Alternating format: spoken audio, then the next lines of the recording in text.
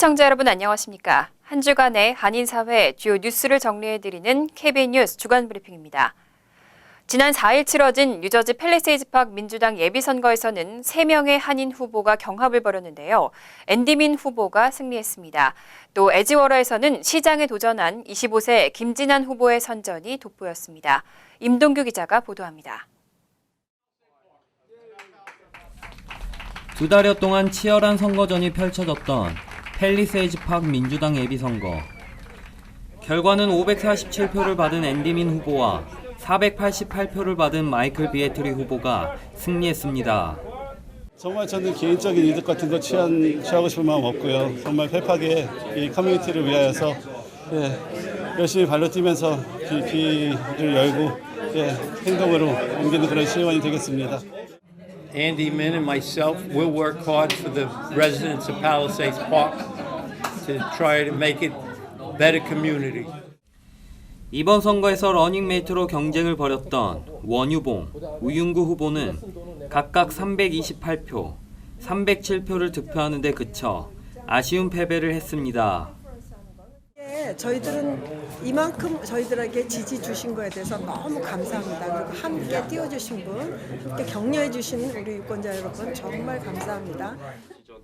에지워터에서 시장에 도전한 김진한 후보가 돌풍을 일으키고 있습니다. 김진한 후보는 현장 투표에서 326표를 득표해 현 시장인 마이클 맥파트랜드 후보에게 13표 차이로 근소하게 뒤졌습니다. 하지만 아직 개표되지 않은 약 180표 이상의 우편 투표와 잠정 투표가 있어 결과를 예측할 수 없는 상황입니다.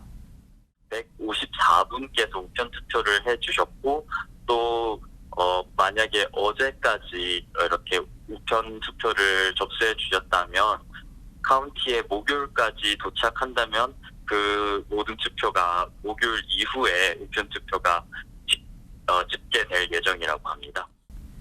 테너플라이에서 시의원 3선을 노리는 데니얼 박 후보는 630표를 득표해 당선됐고 체리힐의 수잔 앵글러 시장과 하워스 장태석, 포트리 피터서 의원은 경쟁자 없이 당선을 확정지었습니다. KBN 뉴스 임동규입니다. 제36대 뉴욕 한인회가 임원진 구성을 완료했습니다. 특히 이번 집행부는 1.5세와 2세 등 차세대 한인들이 대거 투입된 만큼 모든 세대가 하나 되는 한인사회를 만들겠다는 포부를 밝혔습니다. 임동규 기자입니다. 뉴욕 한인회 찰스윤 회장과 집행부 임원들은 오늘 오전 본사를 방문해 뉴욕 한인회의 비전과 활동 계획을 밝혔습니다. 새롭게 구성된 제36대 집행부에는 1.5세와 2세대 한인들이 대거 참여하고 있습니다. 로펌에서 변호사로 활동하고 있는 마이클 임 상임 부회장, IBM에 근무하는 줄리원 부회장, 그리고 김한나 부회장 등 모두 주류사회 무대에서 활동하고 있는 차세대 한인들입니다. 각 분야마다 특히 정치, 교육, 그리고 또 법률, 또 그다음에 의료 이렇게 다 부회장님께서 맡고 계시고 포부가 다 크십니다. 그래서 하고 싶은 프로젝트 많고 그래가지고 저희가 앞으로 동포 사회에 많은 관심을 제가 부탁드리겠습니다. 뉴욕 한인회는 한국어 교육이 이민 2세와 3세들에게 민족의 역사와 긍지를 가질 수 있게 한다며 다양한 한국어 교육 프로그램을 계획하고 있습니다. 주류 사회 메인스트림에 많이 들어가 있는 우리 2세, 3세들과 현재 이제 계속 공부하고 있고 이민을 들어오고 있는 학생들과 가정들을 또 엮을 수 있는 일. 그래서 멘토링 시스템이라든가 인턴십이라든가 어떤 포럼을 통해서 전문 분야에 있는 분들이 와서 할 수 있는 일. 36대 집행부는 특목고 시험 폐지를 저지하고 히스패닉, 흑인, 아시안 등 다양한 인종이 상생할 수 있는 학교 건설을 위해 노력하고 특히 2020 인구조사에 많은 한인들이 참여할 수 있도록 최선을 다하겠다고 밝혔습니다. 그리고 US Census 2020는 제일 중요합니다. 한국 사람들 그리고 아시안 사람들 다 미국에서 몇 명이 살고 그런 걸 알아야지 US representatives 그리고 funding 다 받을 수 있게 노력할 겁니다.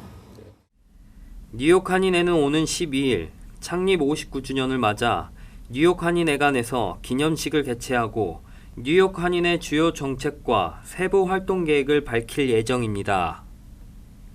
KBN 뉴스 임동규입니다. 메트로폴리탄 교통공사가 뉴욕시 맨하튼 교통 혼잡료 징수 방안을 발표했습니다. 단일 요금제가 아닌 운행 구간과 시간, 교통량을 모두 고려해서 요금을 부과하겠다는 방침인데 복잡한 징수 체계라는 지적이 나오고 있습니다. 메트로폴리탄 교통공사가 발표한 혼잡료 징수와 관련된 주요 방안에 따르면 맨하탄 61스트리트 이남으로 진입하는 차량에 대한 혼잡료는 단일 요금제가 아닌 복잡한 체계로 계산될 것으로 보입니다. 징수 금액은 혼잡료 구간에 진입하는 차량이 어느 구간을 운행할 것인지와 구역에 머무는 시간과 교통량을 고려해 정하도록 하고 있습니다. 또 오전, 오후, 저녁 등 시간대와 평일 또는 주말 등에 대해서도 구분할 것으로 보입니다. 이 같은 방안이 최종안은 아니어서 당초 거론됐던 단일 요금으로 바뀔 여지는 있지만 MTA는 여러 가지 측정법을 통해 요금을 부과하는 안을 선호하는 것으로 알려졌습니다. 이 같은 측정법은 싱가포르에서 시행되고 있지만 교통 전문가들은 과연 이처럼 복잡한 계산을 통해 혼잡료를 받기 위해 맨하탄 곳곳에 어느 정도의 장비를 설치해야 한다며 이를 뒷받침할 수 있느냐가 문제라고 지적하고 있습니다.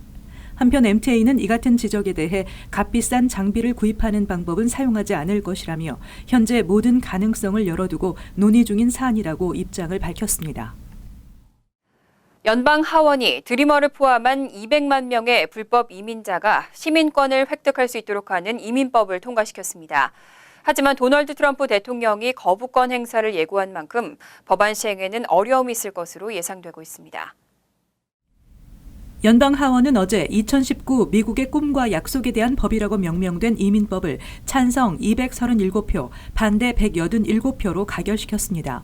법안은 최소 4년 동안 미국에서 계속 거주했고 범죄 경력이 없는 등 일정 조건을 충족한 드리머에게 10년 동안 법적 거주 자격을 인정하도록 하고 있습니다. 이후 적어도 2년 이상 고등교육을 받거나 군 복무를 한 경우 또는 3년간 직장에서 근무한 경우에는 영주권을 부여하고 그 뒤 5년이 지나면 시민권을 신청할 수 있도록 허용했습니다. 표결에서 민주당 의원 230명과 공화당 7명이 찬성표를 던졌으며 법안이 통과된 후 의회에서 그래 우리는 할 수 있다는 구호와 환호성이 나왔습니다. 법안이 시행되면 트럼프 대통령 취임 이후 위기에 몰렸던 수백만 명에 달하는 드리머들이 법적 지위를 명확히 할 기회를 얻을 수 있게 됐습니다. 공화당은 민주당이 주도한 이 법안이 불법 이민을 조장할 수 있는 지나치게 관대한 규정이라고 비난했습니다. 백악관도 하원에 이 법안이 우리 공동체 보호와 국경 방어가 아닌 불법 이민을 장려할 것이라는 서한을 보내 트럼프 대통령의 거부권 행사를 경고했습니다. 불법 체류 청년유예 다카 프로그램의 최종 결정이 미뤄졌습니다. 도널드 트럼프 행정부가 다카 프로그램 케이스를 급행으로 심리해달라고 요청했지만 연방 대법원이 요청을 기각했습니다. 연방 대법원이 국토안보부와 메릴랜드 이민자 권익단체의 다카 케이스에 대한 트럼프 행정부의 급행 심리 요청을 거부했다고 더 힐이 어제 보도했습니다. 따라서 심리는 새로운 회계년도가 시작되는 올 가을이나 시작될 것으로 전망됩니다. 도널드 트럼프 행정부를 대표하는 노엘 프란시스코 법무부 차관은 대법원의 회기가 끝나기 전인 6월 말까지 대법원이 심리를 시작하기를 요청했었습니다. 그러나 대법원의 기각 결정으로 현 다카 프로그램 최종 결정 전까지 시간이 더 걸리게 됐습니다. 더 힐은 대법원이 속송 처리를 허용하지 않아 연방 항소법원에서 결정됐던 프로그램 중단 위법 판결을 인정해 프로그램을 유지하도록 하게 됐다고 분석했습니다. 지난달 17일 버지니아주의 연방 제4순회 항소법원은 다카 프로그램 폐지 결정 이전 국토안보부가 충분한 설명을 제공하지 않았다는 이유로 위법 판결을 내린 바 있습니다. 또 지난해 11월 샌프란시스코 연방 제9순회 항소법원에서도 유사한 이유로 만장일치 위법 판결이 내려졌었습니다. 한편 올해 1월 말 기준으로 한국 출신 다카 프로그램 수혜자는 총 6,780명으로 전체 67만 9,740명 중 약 1%를 차지했습니다. 전문직 취업비자와 노동허가 승인율이 5년 내 최저치를 기록했습니다. 이민 서류 심사가 갈수록 까다로워지면서 합법 취업도 어려워지고 있습니다.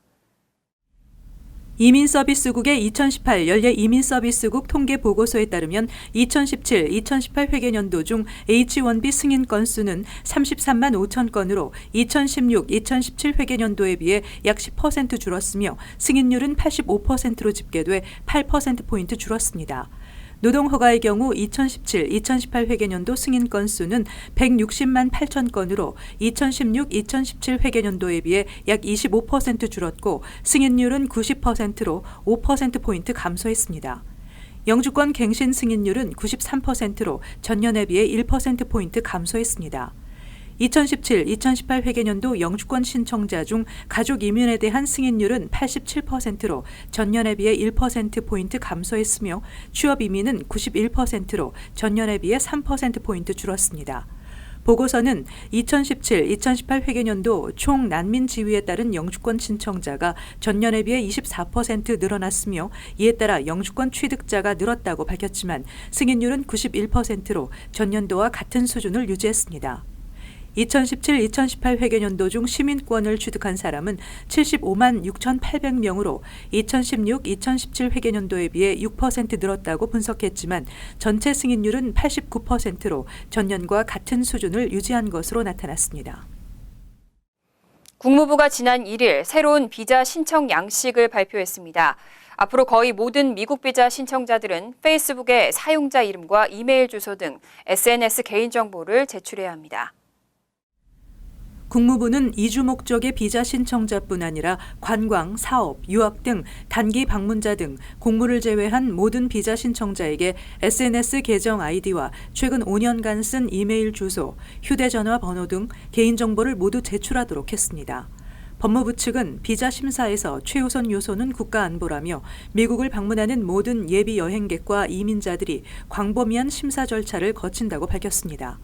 국무부 관계자는 비자 신청자가 SNS 사용 내용에 대해 거짓말을 할 경우 심각한 결과를 빚게 될 수도 있다고 경고했습니다. 한편 이번 조치에 대한 비판도 제기되고 있습니다. 미국 시민자유연맹은 미국 정부가 손쉽게 특정 지역 출신 사람들의 입국을 거부할 수 있는 방안을 마련했다고 우려했습니다. 지난 4월 뉴욕시 메트로카드 반가 프로그램을 위한 온라인 신청 사이트가 개설된 이후 등록자가 급증했습니다. 3월까지만 해도 6천 명에 불과했던 신청자가 현재 5만 명을 넘어선 것으로 집계됐습니다. 빌 드블라지오 뉴욕시장과 코리 존슨 뉴욕시 의장은 올해 초부터 기초생활수급자를 대상으로 시작한 메트로카드 반값 할인 프로그램에 5만 69명이 등록했다고 어제 밝혔습니다. 이 같은 수치는 4월에 온라인 신청 사이트를 개설한 이후 급증한 것으로 메트로카드 반값 할인 프로그램 등록자는 지난 3월까지만 해도 6천 명이 되지 않았었습니다. 메트로카드 반값 할인 프로그램 등록자 중 70% 이상이 온라인 신청 사이트를 통해 가입했다고 시장실은 밝혔습니다. 지난 1월부터 시행에 들어간 반값 할인 프로그램은 뉴욕시 소셜서비스국에서 생활비를 지원받거나 푸드 스탬프를 받는 기초생활수급자 등이 등록할 수 있습니다. 올해 가을부터는 뉴욕 시형 아파트 입주민과 뉴욕 시립대 재학생, 연방 빈곤선 100% 이하 소득 수준의 재향 군인으로 자격이 확대됩니다. 반값 할인 프로그램이 적용되면 일주일 정액권은 $16 50센트, 한 달 정액권은 $60 50센트에 구입할 수 있게 됩니다. 뉴욕 총영사관이 최근 대사관이나 영사관의 수사관을 사칭하는 보이스피싱이 발생하고 있다고 발표했습니다. 특히 발생 사례를 적극적으로 알려야 피해를 사전에 예방할 수 있다며 협조를 당부하고 있습니다. KBN 뉴스 주간 브리핑 여기서 마칩니다. 시청해주신 여러분 고맙습니다.